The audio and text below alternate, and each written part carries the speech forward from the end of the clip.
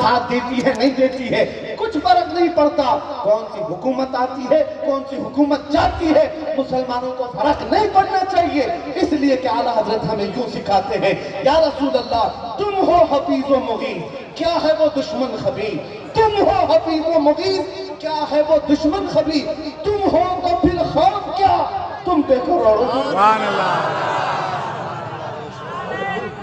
یا رسول اللہ۔ جب رسول اللہ ہمارے ساتھ ہیں، خوف نہ رکھ رضا ذرا، تو ہے عبد مصطفیٰ۔ سبحان اللہ۔ اے سنی مسلمانوں، حالات آج گمبھیر اگرچہ ہیں لیکن ڈر کے جینا تمہاری عادت نہیں ہے۔ جو لوگ کہتے ہیں آج ہم مائنورٹی میں ہیں، اقلیت میں ہیں، ہم تو بدر کے میدان سے مائنورٹی میں چل گئے، بدر کے میدان سے، اور سب سے بڑی مائنورٹی قلت کے اعتبار سے سب سے بڑی مائنورٹی تو کربلا کی زمین پر ہے۔ تو کیا ہم تعداد پر بھروسہ کر کے اس زمین پر چلیں گے؟ نہیں، ہم حقانیت کی بنیاد پر چلیں گے۔ سبحان اللہ، بے شک۔ ہمارا یقین یہ بولتا ہے میرا دین سچا ہے، میرا خدا سچا ہے، قرآن سچی کتاب ہے، میرا مصطفیٰ سچا ہے۔ جس کے پاس خدا سچا، رسول سچا، کتاب سچی، دین سچا، تو پھر اسے سر جھکا کر نہیں، سر اٹھا کر جینا، سر اٹھا کر جینا۔ میں اپنا تیور نہیں بتا رہا، یہ اعلیٰ حضرت کا تیور ہے، یہ اعلیٰ حضرت کا تیور ہے۔ اعلیٰ حضرت نے ہی تو دشمنان رسول کو یوں جواب دیا تھا، کل کے رضا ہے خنجر خونخوار برقبہ، آدھا سے کہہ دو خیر منائے نہ شر کرے۔ اعلیٰ حضرت نے اپنے قلم کو کیا کہا ہے؟ کل کے رضا۔ لوگوں کو لگتا ہے کہ بہت تیکھے جملے آپ بول رہے ہیں، بہت سخت بول رہے ہیں۔ اعلیٰ حضرت کے جملے میں آپ کو بتاؤں، اپنے قلم کو کہتے ہیں کل کے رضا ہے خنجر خونخوار برقبہ۔ تین چیزیں، میرا قلم نہیں ہے، یہ خنجر ہے۔ خنجر کیسا؟ وہ بھی خون خار، خون پینے والا خنجر ہے، اور برق بار بجلی کی طرح چمکتا ہوا پڑتا ہے، بجلی کی طرح۔ اپنے قلم کو کہہ رہے ہیں یہ خون پینے والا، بجلی کی طرح چمک ڈالنے والا خنجر ہے، خنجر ہے، لیکن کس کے لیے؟ اے سنی مسلمانوں، تمہارے لیے نہیں۔ جو میرے مصطفیٰ کے خلاف کھڑا ہوا اس کی گردن پر اعلیٰ حضرت کا قلم ہے، یہ خنجر اس کے لیے۔ اور اعلیٰ حضرت نے پوری زندگی مدافعت کی ہے، دفاع کیا ہے اسلام، بانی اسلام کا۔ اس عظیم اعلیٰ حضرت کے اخلاق میں بتاؤں، جہاں لوگ یہ کہتے بڑے متشدد تھے مولانا، بہت کٹر تھے، بہت سخت تھے، میں کہتا ہوں جملہ غلط کہتے ہو، متشدد نہیں متسلط تھے، متشدد نہیں متسلط۔ اور متسلط ہونا یہ غیرت مندی ہے، یہ غیرت مندی ہے۔ تمہاری ماں کو، تمہاری بہن کو کوئی چھیڑے اور ہنستے ہوئے بیٹھے رہو، کیا کہیں گے؟ بے غیرت آدمی، بے غیرت آدمی۔ میری ماں ایک جگہ، میری بیوی ایک جگہ، کروڑوں ماں سے زیادہ ہمیں محبت تاجدار مدینہ سے، وہ ہماری جان سے زیادہ قریب ہیں۔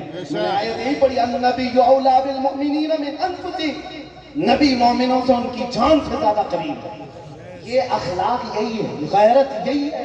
حضور پاک کے دشمنوں کے لیے نرمی نہیں، اعلیٰ حضرت نے فرمایا دشمن احمد پہ شدت کیجئے، ملحدوں کی کیا مربت کیجئے، خیز میں جل جائیں بے دینوں کے دل، یا رسول اللہ کی کثرت کیجئے۔ جلتے ہیں تو جلنے دو، کڑتے ہیں تو کڑنے دو۔ اعلیٰ حضرت فرماتے خاک ہو جائیں جل کر مگر ہم تو رضا، دم میں جب تک دم ہے ذکر ان کا سناتے ہیں۔ آپ سنائیں گے کہ نہیں حضور کا ذکر؟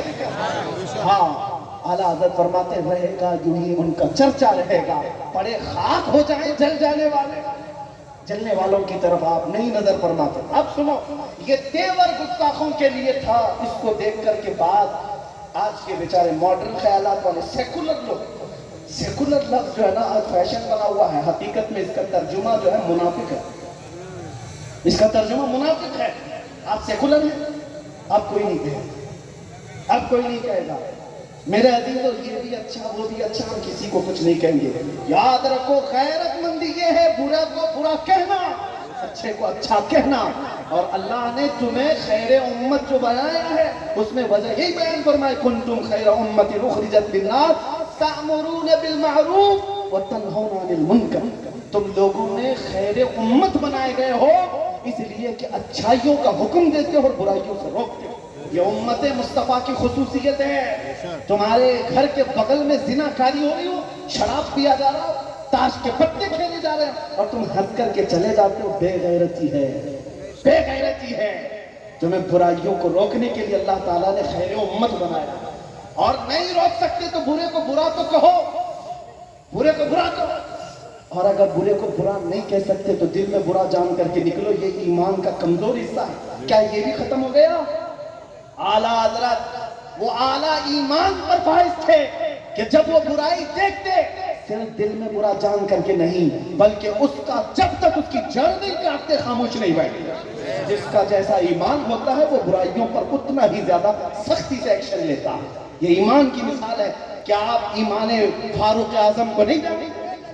فاروق اعظم امیر المومنین, آپ کی بارگاہ میں ایک شخص لایا گیا, ایک قاری قرآن ہے, فجر کی نماز میں عبس و تولی پڑھتا ہے, عبس و تولی سورہ پڑھتا ہے. اور میں آپ کو بتا دوں قرآن کی کوئی صورت اس میں نہ نقص ہے, نہ عیب ہے, نہ کوئی شک, لیکن مقصد کیا تھا؟ بلایا فاروق اعظم نے کہ قاری کو پوچھو کیوں پڑھتا ہے روز ایک ہی صورت. یہ بہت سارے لوگوں کو معلوم نہیں ہے, لیکن میں یہ بتا رہا ہوں, ایسا نہیں ہے مجھے ہی معلوم ہے, کسی کو نہیں معلوم ہے, عوام الناس کی بات کر رہا ہوں. اس قاری کی نیت کیا تھی؟ قرآن ویسے ہی پڑھتا تو ثواب ضرور ہے, لیکن کہتا ہے کہ اس میں اللہ نے رسول کو ڈانٹ لگائی ہے, ڈانٹا ہے, تو حضور کو ڈانٹا یہ اچھا لگتا ہے, روز فجر میں پڑھتا ہے. فاروق اعظم سے برداشت نہ ہو سکا, اٹھایا تلوار گردن مار دی. کہا تجھے یہ اچھا لگتا ہے؟ قرآن پڑھنے پر کوئی کسی کا قتل کر سکتا ہے؟ نہیں, وہ قرآن پڑھنے پر قتل نہیں کیا انہوں نے, قرآن اس لیے پڑھ رہا تھا کہ اس میں اسے لگتا تھا کہ یہاں رسول کو اللہ نے ڈانٹا ہے. اور پھر فاروق اعظم نے فرمایا تو روزانہ عبس و تولی پڑھتا ہے, کیا تجھے والضحیٰ واللیل یاد نہیں ہے؟ میرے عزیزوں, عشق رسول جس کے اندر جیسا ہوتا ہے وہ ایکشن اتنا ہی سخت بھی لیتا ہے, سخت لیتا ہے. اعلیٰ حضرت کو جن لوگوں نے متشدد کہا ہے, سخت کہا ہے, ان کو میں ایک بات بتا دوں, آؤ لا کر کے دکھاؤ میرے ایک امام کی مثال, اخلاق و کردار. رمضان کا مہینہ ہے, اعتکاف کی حالت میں مسجد رضا میں بیٹھے ہوئے ہوتے, ہر سال رمضان میں آخری عشرے میں اعتکاف میں چلے جاتے. اعلیٰ حضرت کا یہ واقعہ مولانا ظفر الدین رحمۃ اللہ علیہ ان کے شاگرد یہ لکھتے ہیں, فرماتے ہیں روزہ افطار کا وقت ہوتا تو جیسے ہی روزہ افطار ہوتا اعلیٰ حضرت کو پان کھانے کی عادت تھی, پان لا کر کے دے دیا جاتا.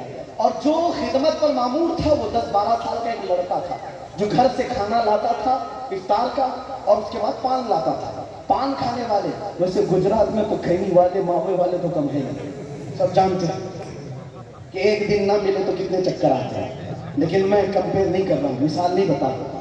اعلیٰ حضرت فاضل بریلوی افطار کیے, لیکن وہ جو بچہ تھا وہ پان نہیں لایا, پان نہیں لایا, لیٹ ہو گیا. بہت دیر تک آپ انتظار کرتے رہے, تراویح کا وقت ہو گیا. بعد میں وہ آیا دوڑتا ہوا تو اعلیٰ حضرت نے کہا کہاں رہ گئے تھے؟ پان لیا اور ایک تھپڑ لگا دیا.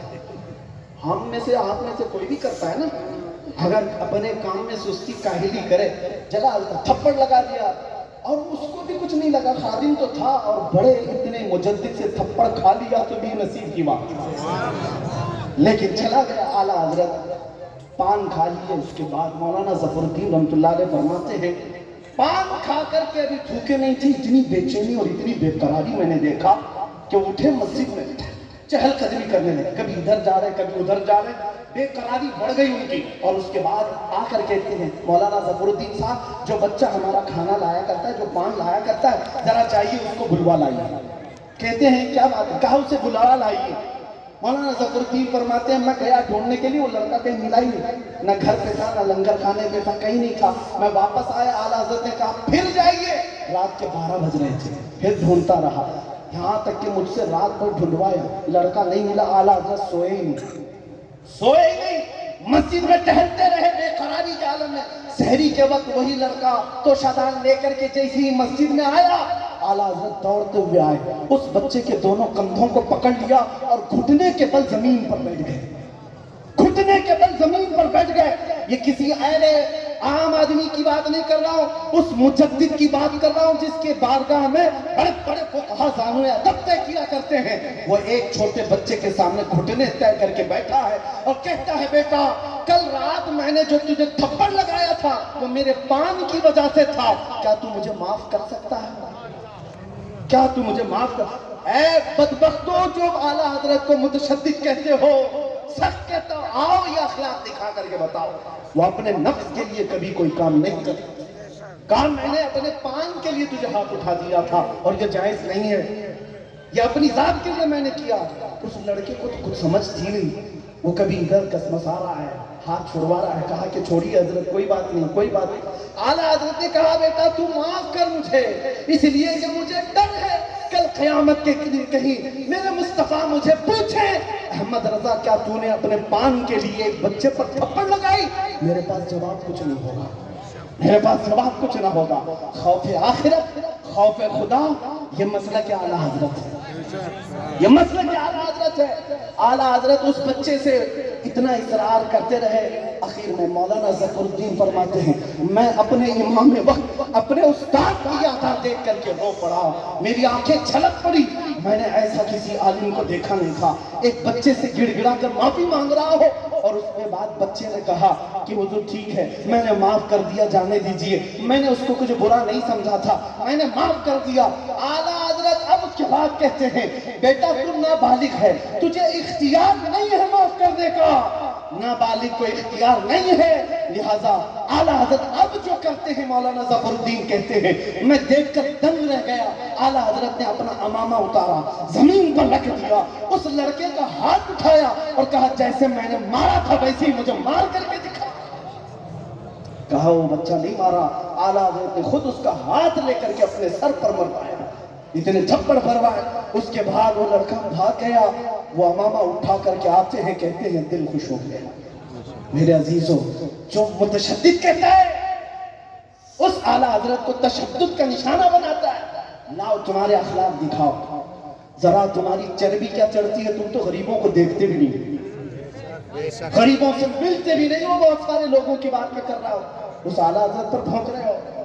انہیں پاس شریعت اور پاس خوف خدا تھا، اس لیے یہ ان کے عمل تھے۔ آؤ میرے عزیزوں اس امام کی بارگاہ میں جتنا بھی میں کہوں وہ کم ہے، جتنا بھی میں کہوں کم ہے۔ علم کا بادشاہ ہے، فقہ کا بادشاہ ہے، وہ علم حدیث کا ایک شہنشاہ ہے جس نے اس طرح علم کے دریا بہا دیے۔ اعلیٰ حضرت کے بارے میں سچ کہا ہے ان کے عظیم چاہنے والے نے کہ سب ان کے جلنے والوں کے گل ہو گئے چراغ،